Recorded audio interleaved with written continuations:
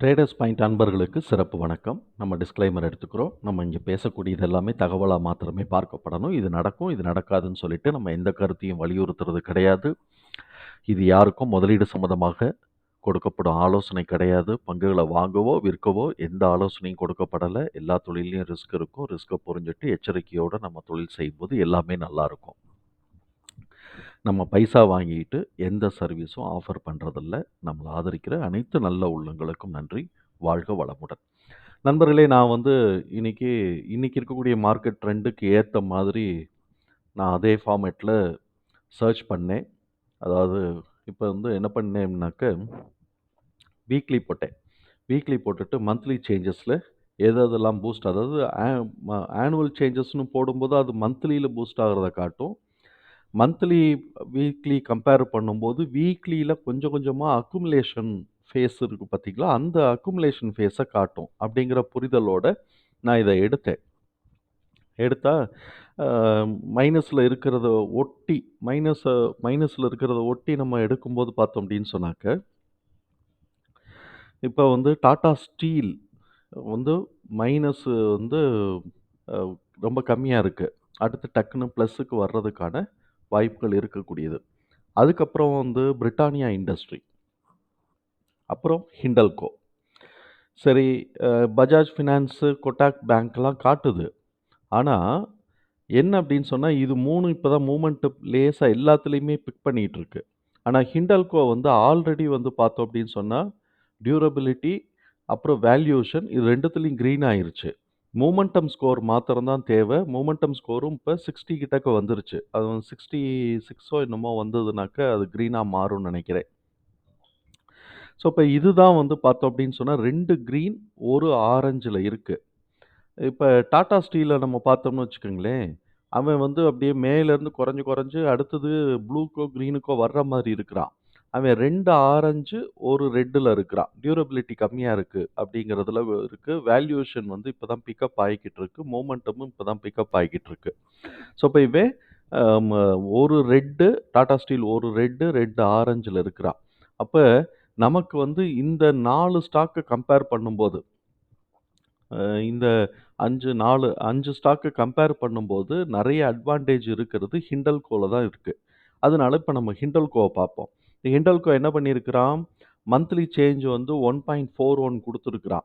Weekly change 2.2 கொடுத்துருக்குறான். இதே இது நிஃப்டி ரிலேட்டிவ் ரிட்டர்ன் குவார்ட்டரில் இந்த குவார்ட்டருக்கு தான், ரீசெண்ட் குவார்ட்டருக்கு 9% கொடுத்துருக்குறான். அதுக்கு முன்னாடி இயர்லலாம் மைனஸில் போயிட்டு இப்போ குவார்ட்டரில் ஒரு பூஸ்ட் எடுத்திருக்கிறான். அப்புறம் மந்த்லியில் ஒரு பூஸ்ட் எடுத்திருக்கிறான். வீக்லியில் ஒரு பூஸ்ட் எடுத்திருக்கிறான் பார்த்தீங்களா, வீக்லியில் ஒரு பூஸ்ட் எடுத்திருக்கிறான். அந்த மாதிரி இருக்கிறதுனால இப்போ ஹிண்டல்கோ நமக்கு ஒரு அட்வான்டேஜாக இருக்கும்னு நான் ஃபீல் பண்ணுறேன். அதனால ஹிண்டல்கோவை பார்ப்போம். அதுக்கப்புறமா டெக்னிக்கலாக எங்கே வாங்குறோம், எங்கே விற்கிறோம், எவ்வளோ தூரம் இறங்க போகுதுங்கிறதெல்லாம் அப்புறம் பார்த்துக்கலாம். ஸோ இப்போ இது ஒன்று இருக்குது. இதுக்கு அடுத்தாப்புலேயே பிரிட்டானியா இண்டஸ்ட்ரீஸ் பாருங்களேன். இவன் அந்த குவார்ட்டர்லியில் ப்ளூ கலருக்கு மாறிட்டு இருக்கிறான். அதே சமயத்தில் ரிலேட்டிவ் இண்டெக்ஸ் பெர் மந்த்தும் பார்த்தோம்னாக்க குறைஞ்சிக்கிட்டு வந்துடுறான். இதை காட்டிலும் இது குறைஞ்சிட்டு வந்திருக்கிறான். இவன் ஏறிட்டு இறங்குறானா இல்லாட்டி கீழேருந்து மேலே ஏறுறானாங்கிறத நம்ம டெக்னிக்கலாக தான் பார்க்க முடியும், இதில் பார்க்க முடியாது. அதே மாதிரி இவனும் அதே மாதிரி பார்த்தீங்க அப்படின்னு சொன்னாக்க 2.8 கொடுத்துருக்குறான். அதாவது ஹிண்டல்கோ காட்டிலும் கூட கொடுத்துருக்குறான். ஆனால் நம்ம இங்கே செலக்ட் பண்ணாததுக்கு காரணம் வேல்யூஷன் ஸ்கோர் கம்மியாக இருக்குது. வேல்யூஷன் ஸ்கோர் கொஞ்சம் கூட வரலாம். நம்ம அடுத்தடுத்து வரும்போது பிரிட்டானியாவையும் சேர்த்து சேர்த்து பார்ப்போம். டெய்லி இது போடும்போது சேஞ்சஸ் ஆகிக்கிட்டே இருக்கும். அதனால இன்னைக்கு கிடைச்ச ஸ்டாக்கை நம்ம இப்போவே பார்த்துடுறது தான் நல்லது. அப்படிங்கிறதுனால முதல்ல ஹிண்டல்கோ தான் இந்த 5 ஸ்டாக்கில் ஆடட் அட்வான்டேஜ் இருக்கிறதுனால ஹிண்டல்கோவை நம்ம இப்போ பார்க்குறோம். இந்த ஹிண்டல்கோவை பார்க்கும்போது டிக்கெட் டேப்பரோடது பார்த்துடலாம். அது டிக்கெட் டேப்பரோடதில் என்ன சொல்லியிருக்கிறாங்கன்னு பார்ப்போமே. ரெட் ஃப்ளாக் லோவாக இருக்குது. என்ட்ரி பாயிண்ட் ஆவரேஜாக இருக்குது. ப்ராஃபிட்டபிலிட்டி ஹையாக இருக்குது. க்ரோத் ஆவரேஜாக இருக்குது. வேல்யூஷன் ஹையாக இருக்குது. பெர்ஃபார்மன்ஸஸ் லோவாக இருக்குது. இவன் ஒரு large cap company, moderate risk. இப்படி இருக்கக்கூடிய இந்த கம்பெனிக்கு டிக்கெட் டேப்பரோட இது பிரகாரம் அனாலிசிஸ்ட் 95% பை ரேட்டிங் கொடுக்குறாங்க. இவங்க என்னென்ன பண்ணுறாங்கன்னு தெரியுமில்ல, காப்பர் அண்ட் அலுமினியம் இதுதான் மைனிங் அண்ட் ப்ராசஸ் இருக்கு. அதனால இவன் வந்து மெட்டல் ஸ்டாக்கு, ஆயில் ஸ்டாக்கு இது எல்லாத்தையுமே நம்ம வந்து எப்போதுமே வந்து ஒரு த்ரெட்டோட கண்ணோட்டத்திலேயே தான் பார்க்கணும். இது என்னுடைய அனுபவத்தில. பொசுக்குன்னு ஏறுவாய்ங்க. நம்ம கண்ண மூடி கண்ண தொறக்கிறதுக்குள்ளயும் கீழ இறங்கிருவாய்ங்க. அதனால வ நம்ம அசஸ் பண்ணிக்கிட்டே இருப்போம். அங்க தானே டார்கெட் இருக்கு, இங்க தானே டார்கெட் இருக்குன்னு நெனச்சுக்கிட்டு இருப்போம். ஆனா அவன் பாட்டு கீழ அடிச்சு இறங்கிட்டு இருப்பாய்ங்க. இன்டர்நேஷனல் டிமாண்டுக்கு ஏத்த மாதிரி. மத்தபடி இப்ப வந்து ஒரு ஐடிசி ப்ராடக்ட், கன்சியூமர் ப்ராடக்ட் இருக்குனாக்கா, அது வந்து இந்தியா டிமாண்ட்ல இவ்வளோ கஸ்டமர் இருக்காங்க, இவ்வளோ இருக்கு. அதனால இப்படி போய்க்கிட்டு இருக்கோம் அப்படின்னு சொல்லிட்டு, நம்ம ஓரளவுக்கு பார்க்கலாம். ஆனா இந்த மெட்டல் ஸ்டாக்கு, இந்த இன்டர்நேஷனல் லெவல்ல வரக்கூடிய அந்த கமாடிட்டில லிஸ்ட்டா இருக்கக்கூடிய அந்த ஒரு 9 மெட்டீரியல், அக்ரிகல்ச்சரல் மெட்டீரியல உட்டுட்டு பாக்கி இருக்கக்கூடியதெல்லாம் பார்த்தோம்னு வச்சுக்கங்களேன், ரொம்ப கேர்ஃபுல்லா இருக்கணும். உலகத்துல நம்ம தூங்கிட்டு இருக்கிற நேரத்துல நமக்கு வந்து லாபத்தையும் குடுப்பாய்ங்க, நஷ்டத்தையும் குடுப்பாய்ங்க.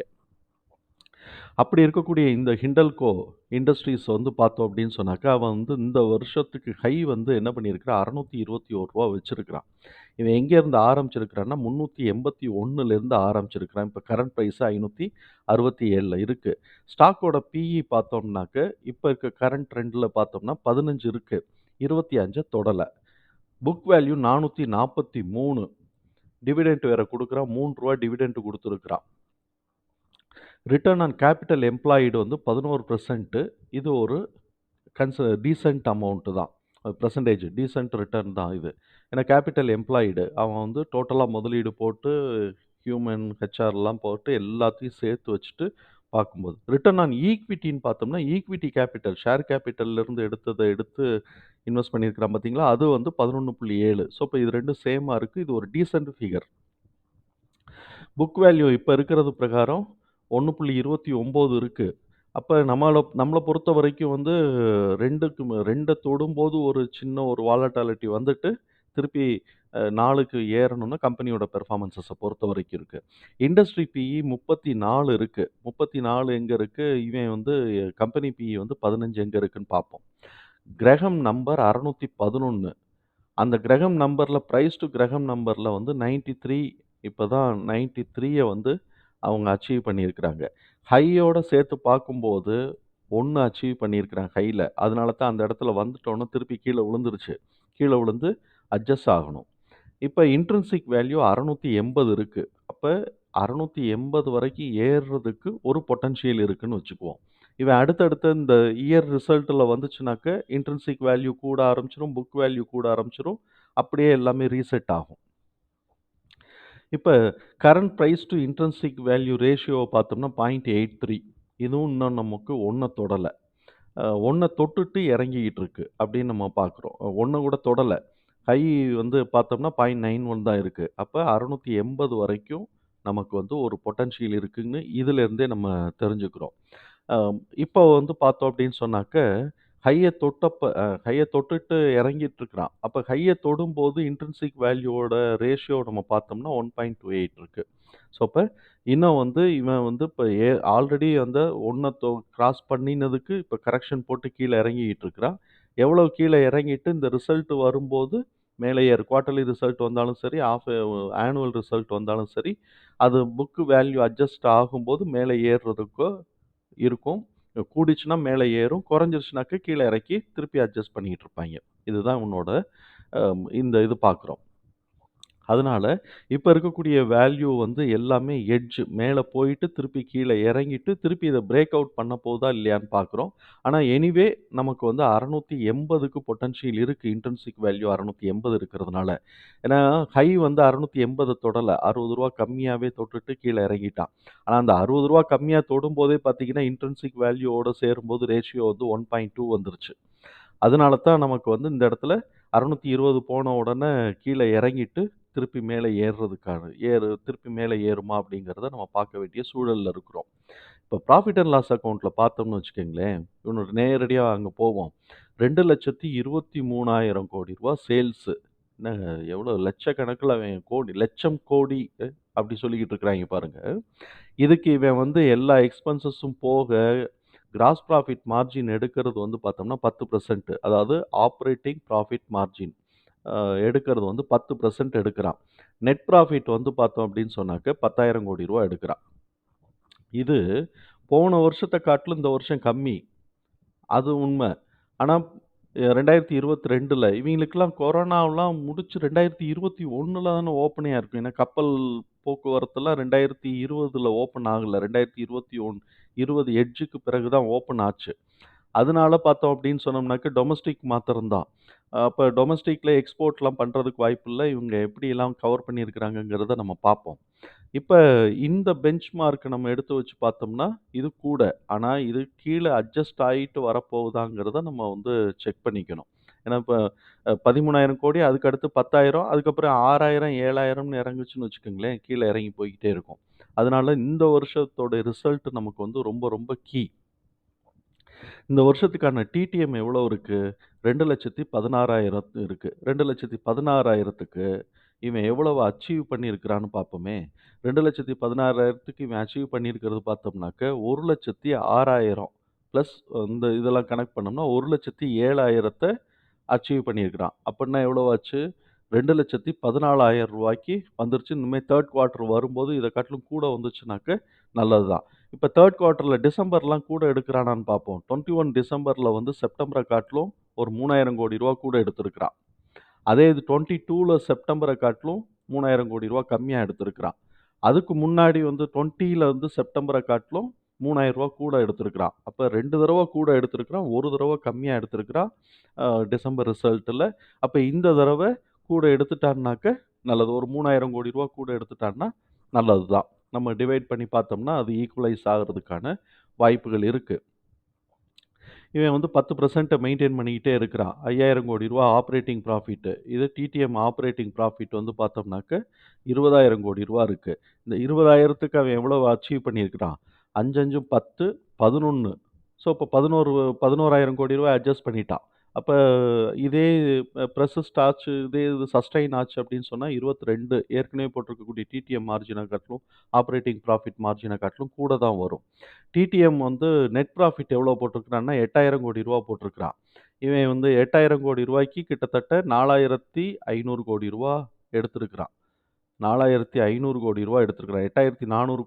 4,500 எடுத்திருக்கிறான். அப்ப இதுவும் இந்த 2ல வந்து இத காட்டிலும் கூட வருது.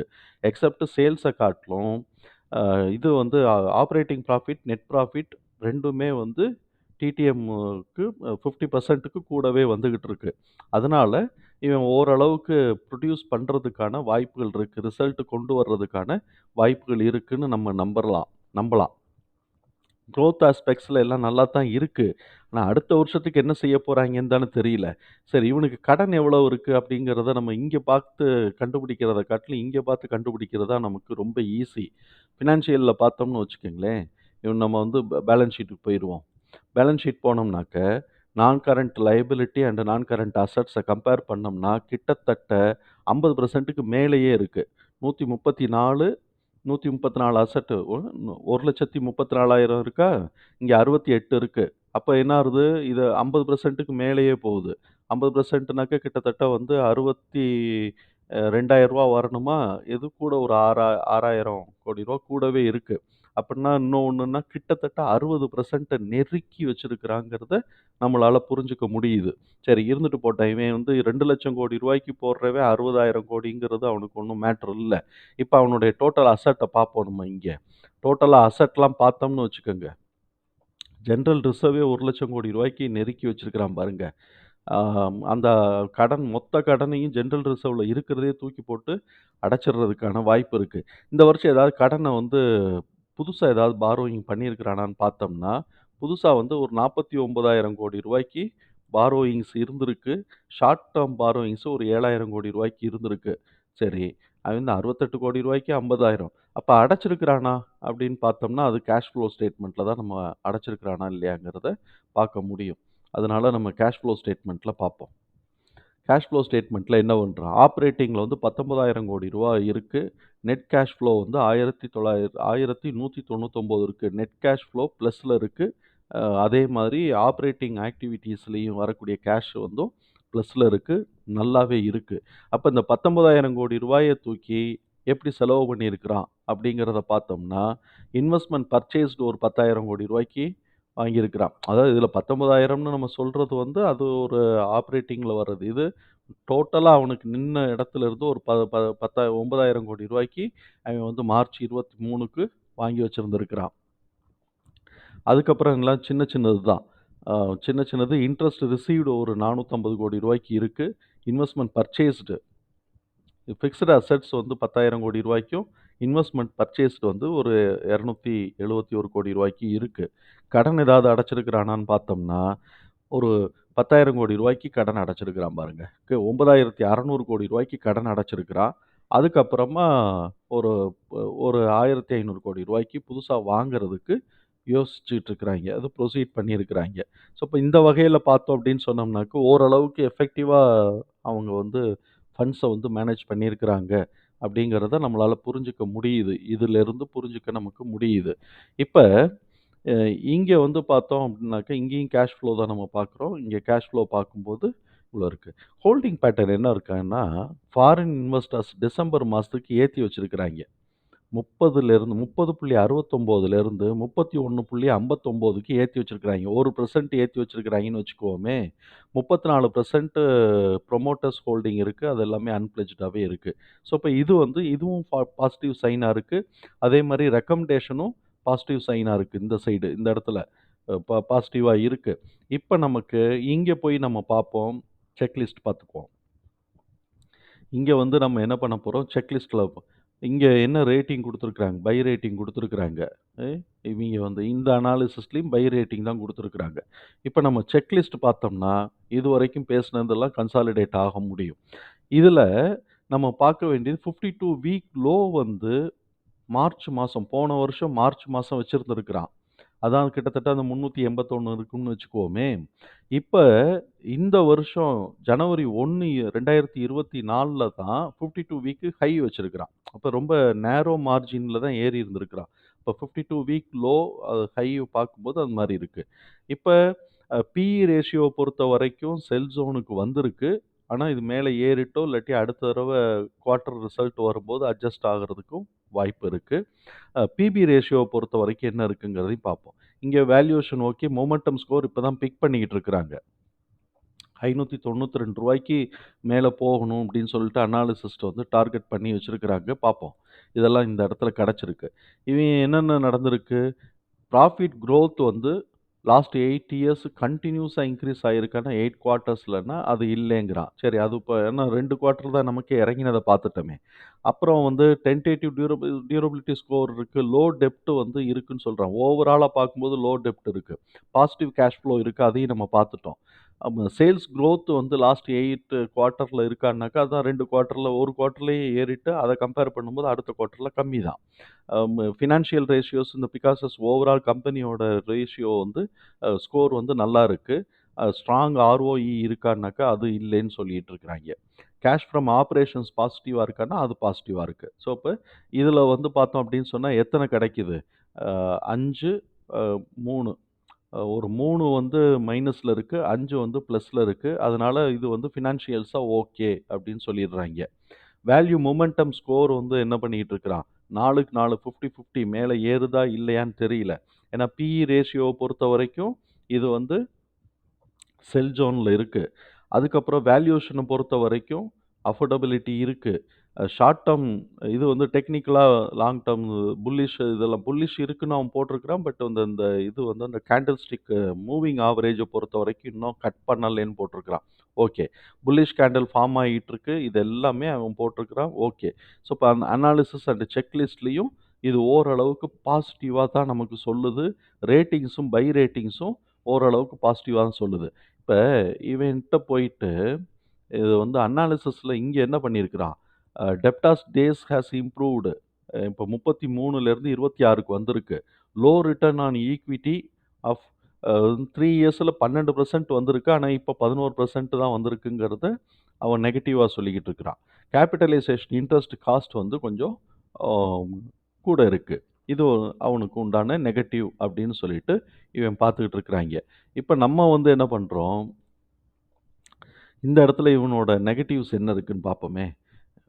ரெவென்யூ வந்து கம்மியா இருக்கு. டிக்ளைன் இன் குவார்ட்டர்லி நெட் ப்ராஃபிட் குறைஞ்சிருக்கு. இதெல்லாம் அவன் சொல்லியிருக்கிறான். இதுதான் நம்மளும் அங்க பார்த்துட்டோம்.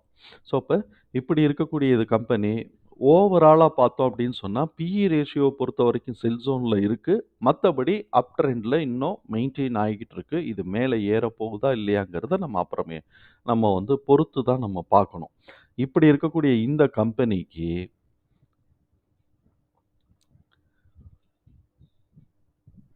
இது இதுதான் நம்ம அங்க பார்த்தோம். ஸோ, அப்ப இப்படி இருக்கக்கூடிய இந்த கம்பெனி, இப்ப வந்து கரண்ட்டா வந்து அப் ட்ரெண்ட்ல தான் இருக்கு. டெக்னிக்கல் அனாலிசிஸ் பிரகாரம். இந்த சைட்ல நமக்கு குடுக்கக்கூடிய இன்ஃபர்மேஷன்ஸ். ஸோ, அப்ப இது வந்து இப்படி போய்க்கிட்டு இருக்கு. எஃப்ஐஎஸ் வந்து ஏத்தி வச்சிருக்கிறாய்ங்க. எம்எஃப்பும் ஏத்தி வச்சிருக்கிறாய்ங்க. 2 பேருமே ஏத்தி வச்சிருக்கிறாய்ங்க பாருங்க. செப்டம்பருக்கு வந்து 11.42 இருக்கு. 12.86 எம்எஃப் ஏத்தியிருக்கிறாய்ங்க. இவன் 27லேருந்து 27.89ன்னு ஏத்தி வச்சிருக்கிறதா இந்த சைட்லேருந்து நமக்கு தகவல் கிடைக்குது. இப்படி இருக்கக்கூடிய இந்த கம்பெனி பாசிட்டிவான இன்ஃபர்மேஷன் நமக்கு இந்த கம்பெனியோடது கிடைச்சிருக்கு. இப்படி இருக்கக்கூடிய இந்த கம்பெனி என்ன பண்ணுதுங்கிறத பார்ப்போம். இப்ப நான் வந்து என்ன பண்ணியிருக்கிறேன், இந்த தடவ வந்து கொஞ்சம் கிளியரா மார்க் பண்ணுவோம் அப்படின்னு சொல்லியிருக்கிறேன். இப்ப இந்த மாதிரி அ இந்த லைன்ஸ் வந்து இருக்கு இல்லைங்களா? கன்டினியூஸா இருக்கக்கூடிய ஒரு லைன் இருக்கு இல்லையா? இந்த லைன வந்து என்ன பண்ணியிருக்கிறேன், இத வந்து 2ன்னு போட்டுக்குவோம். ம். இந்த லைன வந்து ஆனுவலைஸ்டு டேட் இந்த லைன். இந்த மாரி இருக்கக்கூடிய லைன் வந்து ஆனுவலைஸ்டு டேட். அந்த இடத்துலலாம் கொஞ்சம் ஸ்ட்ராங்கான ட்ரெண்ட் நமக்கு கிடைக்கிறதுக்கு வாய்ப்பு இருக்கு. அது ஒரு 2 நாள், 3 நாள் முன்ன பின்ன இருக்கும். இந்த டாட்டட் லைன் இருக்கு பார்த்தீங்களா? இது வந்து மந்த்லி. இந்த டாட்டட் லைன் வந்து மந்த்லி டேட். இந்த டாட்டட் லைன மந்த்லி டேட்டா மார்க் பண்ணியிருக்கிறேன். இது வந்து பிப்ரவரி, மார்ச் வரைக்கும் இருக்கும். மார்ச் மாசம் 1 வீக் வரைக்கும் இருக்கும். பிப்ரவரி மாசம் எண்ட் வரைக்கும் இத போட்டிருக்கிறோம். நமக்கு வந்து ஃபர்ஸ்ட்டு வந்து இந்த லைன மறந்துட்டு, இந்த டன்ஜன் சேனல்ல வந்து பார்த்தோம் அப்படின்னு சொன்னாக்க, இது ஒரு அப்பு போயிட்டு எப்ப வரைக்கும் போயிருக்கு? டிசம்பர், ஜனவரியில ஒரு அப்பு போயிட்டு, டன்ஜன் சேனல் 50ய உடைக்கல. இந்த 50ய உடைக்கல. 50ய உடைச்சுட்டான்னா கீழ இறங்கிரும். 50யோட அவன் ஒரு குச்சிய வச்சுட்டு மேல ஏறிட்டு நிக்கிறான். திருப்பி கீழ இறங்க போறானா இல்லையான்னு தெரியல. இது வந்து ஃபார்ம் ஆகுது. அப் ட்ரெண்ட் ஃபார்ம் ஆகப்போதா இல்லையான்னு தெரியல. ஆனா ஃப்ளாட்டா இருக்கு. கீழ வந்து லோ வேல்யூ ஃப்ளாட் ஆயிருக்கு அப்படின்னு சொன்னா, இப்போதைக்கு மேல ஏறல அப்படிங்கிறத நம்ம புரிஞ்சுக்கணும். லோ வேல்யூ ஸ்டெப் அப் ஆச்சு அப்படின்னு சொன்னா, அப் ட்ரெண்டுக்கு மூவ் ஆயிருக்கு அப்படிங்கிறத நம்ம வந்து புரிஞ்சுக்கணும். இப்போ வரைக்கும் இந்த இடத்துல வந்து வீக்லி வீக்லி சார்ட்ல வந்து டவுன் ட்ரெண்டுன்னு காட்டல. இப்ப மந்த்லி சார்ட்ல என்ன பண்ணுது? மந்த்லி சார்ட்லயும் வந்து அப் ட்ரெண்ட் தான் காட்டிட்டு இருக்கு. அடுத்த மாசத்தோட ரிசல்ட் எப்படி இருக்குங்கிறதையும் பார்க்கணும். இப்ப வீக்லி சார்ட்ல. சரி, என்னென்ன டேட் எல்லாம் சிக்னிஃபிகன்ட் டேட் வருதுன்னா 23 அந்த இடத்துல ட்ரெண்ட் சேஞ்ச் ஆயிருச்சு. ரெட்ல இருந்து கிரீனுக்கு வந்திருக்கு. அதுக்கு அடுத்தது ஜனவரி 29 இன்னைக்கு தான். இன்னைக்கு வந்து ஏதோ வந்து முன்ன பின்ன ஏத்தி குடுத்துக்கிட்டு இருக்கிறான். அப்புறம் வந்து மந்த்லில வந்து பார்த்தோம் அப்படின்னு சொன்னா, பிப்ரவரி 5 அப்புறம் பிப்ரவரி 12 இது வந்து பிப்ரவரி 12 அப்ப இங்க ஏற ஆரம்பிச்சான்னாக்க, பிப்ரவரி 12 வரைக்கும் ஏற ஆரம்பிப்பான். இல்ல இந்த இடத்துல இறங்க ஆரம்பிச்சான்னா, பிப்ரவரி 12 வரைக்கும் அதாவது ஒரு 2 நாள், 3 நாள் முன்ன பின்ன இருக்கும். அதுக்கு ஏத்த அளவுக்கு இறங்கிட்டு இருப்பான். சரி, இவன் இந்த இடத்துல அடுத்தது வந்து பிப்ரவரி 19 இருக்கு. அப்புறம் பிப்ரவரி 26 இருக்கு. மார்ச் மாசம் 4ஆம் தேதிக்கு இருக்கு. ஸோ, இப்ப இது வந்து நமக்கு என்னென்ன டேட் வந்திருக்கு? ஜனவரி 23, ஜனவரி 29, பிப்ரவரி 12. மந்த்லில வந்து பிப்ரவரி 5, பிப்ரவரி 19, பிப்ரவரி 26 இதெல்லாம் மந்த்லில இருக்கு. இந்த இடத்துல சப்போஸ் வந்து இது கீழ இறங்குச்சுன்னு வச்சுக்கங்களேன், ஃபர்ஸ்ட்டு சப்போர்ட் நமக்கு கிடைக்கக்கூடியது கிட்டத்தட்ட ஒரு 532 ரேஞ்சுல கிடைக்குது. அத உடைச்சுட்டான்னு வச்சுக்கங்க, கீழ வந்து எங்கெங்கெல்லாம் வர்றதுக்கு வாய்ப்பு இருக்கு. இங்கே 430 430 உடைச்சுட்டான்னாக்கா, அடுத்தது இங்க தான் ரூ. 400 கிட்டக்க ரீட்ரேஸ் ஆவான். அதையும் உடைச்சுட்டான்னு வச்சுக்கங்க, அப்புறம் ரூ. 340 கிட்டக்க வந்துர வேண்டியதான். ஸோ, அப்ப இத உடைக்கிறானா, இல்லாட்டி இதோட மேல அப்ல போறானான்னு தெரியாது. அத நம்ம எடுத்துக்குவோம். இப்ப ஆனுவல் டார்கெட்ன்ல ரெசிஸ்டன்ஸ் டார்கெட்ன்னு நான் சொல்லல. ரெசிஸ்டன்ஸ் நமக்கு எங்க காட்டுதுன்னா, 771ல ஃபர்ஸ்ட் காட்டுது, 813ல ஃபர்ஸ்ட் 2வது காட்டுது. அதுக்கப்புறம் ₹900 கிட்டக்க 977 கிட்டக்க ஓடி போயிருது. இதுக்கு இடையில 161 நம்ம ஃபிபனாசி போட்டோம்னா, நான் ரீட்ரேஸ்மென்ட் போடல. நான் வந்து ட்ரெண்ட் பேஸ்டு போட்டேன். இதுக்கு நல்லா பெர்ஃபெக்ட்டா வருது.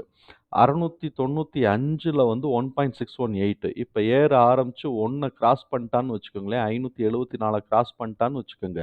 695 வரைக்கும் அதாவது 1 ஃபிபனாசி பிரகாரம் ஏறுறான்னா, 1.618 ₹695 ஏறிட்டு, அத உடைச்சு போனான்னா 2618 890 வரைக்கும் ஏறுறதுக்கு வாய்ப்பு இருக்குன்னு நம்ம இதுல ஃபிபனாசி ரீட்ரேஸ்மென்ட்ல நம்ம புரிஞ்சுக்க முடியுது. இதுக்கு இடையில இருக்கக்கூடிய இந்த இடமெல்லாம் வந்து ரீட்ரேஸ் ஆகாம ட்ரெண்ட் அப்படியே பிடிச்சு மேலே ஏறுனான்னா, நம்ம இந்த ரீட்ரேஸ்மென்ட்டோட ட்ரெண்ட பார்த்துக்கலாம். இது ஒரு பக்கம் இருக்கு. இப்ப ஆனுவலைஸ்டா நம்ம பார்த்தோம்னு வச்சுக்கங்களேன், நமக்கு வந்து ஒரு பெஸ்ட் பை அப்படின்னு சொல்லி பார்த்தோம்னா, கீழ இறங்குச்சுன்னாக்க ரூ. 460 ரூ. 500 அந்த ரேஞ்சுல வாங்கிக்கலாம். கீழ இறங்காம அப்படியே ஏறுச்சுன்னா 576 பிரேக் அவுட். இந்த பிரேக் அவுட் தான் 576 ஆல்ரெடி இந்த இதோட 7.8 அந்த 576 இந்த இந்த அப் வரும்போது மேலே ஏறும். இந்த அப் வருதா? இந்த இடத்துல பிரேக் அவுட் ஆகும்போது வாங்கணும் அப்படின்னு சொல்லி நம்ம காட்டிட்டு இருக்கு. இப்ப 568ல இருக்கு. அதனால 576 உடைச்சு நமக்கு வந்து கிரீன் ஃபார்ம் ஆச்சு அப்படின்னு சொன்னாக்க, அது ஒரு பை சிக்னல்னு எடுத்துக்கலாம். ஆனா நான் வாங்குங்க, இதுதான் டார்கெட்டு அப்படிலாம் நான் சொல்லல. என்னுடைய கால்குலேஷன்ல என்ன வந்திருக்கோ அத நான் உங்களோட ஷேர் பண்றேன். யாரையும் நான் இன்ஃப்ளூயன்ஸ் பண்ணல. ஸோ, இப்ப சப்போஸ் அந்த இடத்தோட உடைச்சு மேல ஏறலன்னாக்க, கீழ டவுன் ட்ரெண்ட் ஃபார்ம் ஆயிருச்சுனாக்க, இந்த இடத்துலயோ, இந்த இடத்துலயோ நமக்கு வந்து ரீட்ரேஸ் ஆயிட்டு, அப்புறம் தான் மேல ஏறுறதுக்கு வாய்ப்பு இருக்கு. ஸோ, அப்ப இந்த மாரி வந்து கீழ வந்து எங்க நீங்களே ஃபிபனாசி போடுங்க. 20 ஜூன் 2022 லோல வச்சுட்டு, ஜனவரி 16 2023ல இருக்கக்கூடிய ஹையோட வச்சுட்டு, அ அந்த ட்ரெண்ட் பேஸ்ட இழுத்து விட்டுட்டு, அந்த லோ வந்து பார்த்தோம்னா, மார்ச் 2023 மார்ச் 13ஆம் தேதி லோ வந்திருக்கா அந்த மார்ச், அந்த லோவோட நம்ம வந்து ஒரு ட்ரெண்ட போட்டோம்னு வச்சுக்கங்களேன், இப்படி செட் ஆகுது. இந்த இடத்துலேருந்து ட்ரெண்ட் பேஸ் எடுக்கலாம்னா, கீழயே உழுகல. பிரேக்கே ஆகாம ட்ரெண்ட் லைன்லயே போய்க்கிட்டு இருக்கு. அதனால இந்த இடத்துல மார்ச் 2023லேருந்து எடுக்க முடியாது. நமக்கு வந்து ட்ரெண்ட் லைன பிரேக் ஆனா தான் அது கீழ விழுந்திருக்குன்னு நம்ம கருதி, அத போட்டுக்கிட்டு வரோம். சரிதானுங்களா? இது வந்து இப்ப இப்படி இருக்கு. இதுல இருக்கக்கூடியது உங்களுக்கு தகவல் ஏதாவது உங்களுக்கு வந்து பிரயோஜனமா இருந்ததுன்னா, நமக்கு ரொம்ப சந்தோஷம் தான். அதனால இதுல நம்ம சொன்னதெல்லாம் உங்களோட அனாலிசிஸ்ல நீங்க பாருங்க. நீங்களும் அதே மாரியே கோட போட்டு வச்சுக்கங்க. நம்ம என்ட்ரி எடுக்கணும்னு நெனச்சோம்னாக்க, இப்ப வந்து பார்த்து என்ட்ரி எடுக்கலாம். பட் ப்ராப்ளம் என்னன்னாக்க, மெட்டல் ஸ்டாக்கு திடீர்னு கீழ எறக்கி விட்டுருவாய்ங்க. இந்த கமாடிட்டி 9 கமாடிட்டி இருக்கு பார்த்தீங்களா? அதெல்லாம் கீழ எறக்கி விட்டுருவாய்ங்க. கொஞ்சம் பயந்து பயந்து தான் இந்த மெட்டல் ஸ்டாக்லாம் நான் டீல் பண்ணுவோம். ஆனா, இந்த ஹிண்டல்கோல மாத்திரம் ஒரு இந்த இது எப்போதுமே பார்த்தோம்னாக்க, டிசம்பர், ஜனவரியில ஹை வச்சுருவாங்க. அதுக்கப்புறம் கீழ இறங்கிட்டே இருப்பான். திருப்பி ஜூன் மாசம், ஜூலை மாசம் பிக்கப் ஆயி, மார்ச் மாசம் முடிஞ்சு லோவ வச்சுட்டு, பிக்கப் ஆயி அப்படியே பொறுமையா மேல ஏறிக்கிட்டே இருப்பான். ஸ்லோவா ஏறுவான். 6 மாசம், 7 மாசம் ஏறி, ஜனவரி மாசம் ஹை வச்சுருவான். அத டெஸ்ட் பண்ணி பார்ப்போமா? இந்த தடவையும் டிசம்பர், ஜனவரியில ஹை வச்சுட்டான்னா, இது டிசம்பர் கேண்டில், இது ஜனவரி கேண்டில். இந்த தடவ இங்க வந்து என்ன பண்ணியிருக்கிறான் 2023ல ஜனவரியில ஹை வச்சிருக்கிறான் பாருங்க. ஜனவரி தான் ஹை. சரி 2023 அப்ப 2022 எங்க ஹை வச்சிருக்கிறான்? 2022 மார்ச் மாசம் வரைக்கும் ஏறியிருக்கிறாங்க. இந்த தடவ 2022ல மார்ச் மாசம் வரைக்கும் ஏறியிருக்கான். அதே மாரி இவனும் மார்ச் மாசம் வரைக்கும் ஏறுனான்னா, ஒரு ரூ. 695 ரூ. 700 கிட்டக்க போறதுக்கு வாய்ப்பு இருக்கு. ஸோ, அப்ப இது வந்து இந்த மாரி ஏறிக்கிட்டே வந்தான்னா பரவால்ல. இந்த மாரி ஏறிக்கிட்டே வந்தான்னா பரவால்ல. இங்க உடைச்சுட்டு இப்படி ஏறிக்கிட்டே வந்தான்னா பரவால்ல. இது அப்படியே ஒரு ட்ரெண்ட் போயிட்டே இருக்கு. அ அத இங்க வந்து அது மாரி இங்கேருந்து தான் ட்ரெண்ட் ஃபார்ம் ஆகி போய்க்கிட்டே இருக்கு. அதனால இது இப்ப இந்த 50% எட்ஜ்ல இருக்கிறதுனால மேல போப்போறானா, கீழ வரப்போறானான்னு தெரியல. இத பார்த்துட்டு நீங்க வந்து ஒரு ட்ரெண்ட அசஸ் பண்ணிட்டு, ஸ்டெப் அப் ஆகி மேல அப் ட்ரெண்ட் வந்துருச்சுன்னு நெனச்சீங்கன்னாக்க, அத வாங்கி போடுங்க. இது ட்ரேட் பண்ணணும்னு நெனச்சு இத பிக் பண்ணினீங்கன்னாக்க இத செலக்ட் பண்ணியிருந்தீங்க, கன்சிடர் பண்ணினீங்கன்னா, அப் ட்ரெண்ட கன்ஃபார்ம் பண்ணிட்டு, அதுக்கப்புறமா என்ட்ரி எடுத்துக்கலாம். நீங்க எல்லாருமே நல்லா மாஸ்டரா தான் இருப்பீங்க. நான் அதுன்னு சொல்லல. பட் புதுசா யாராவது ஒருத்தர் இந்த ட்ரேடிங்ல இந்த இதெல்லாம் என்னன்னு தெரியாதவங்க பார்த்தாங்கன்னா, எப்படி இருக்குங்கிறதுக்காக போறீங்கன்னா, பார்த்து சூதானமா போடுங்க. தகவல் உங்களுக்கு யூஸ்ஃபுல்லா இருந்ததுன்னா